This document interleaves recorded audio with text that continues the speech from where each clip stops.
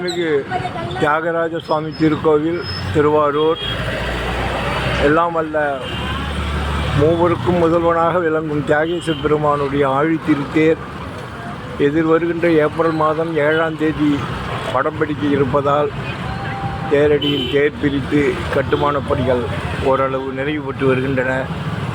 இந்த தேரடியில் உள்ள எம்பெருமான் ஆழி திருத்தோரோட கட்டுமான தோட்டத்தை மெய்யன்பர்கள் பக்த கோடிகள் கண்டு ரசிக்க இப்போ வீடியோ போட்டிருக்கேன்.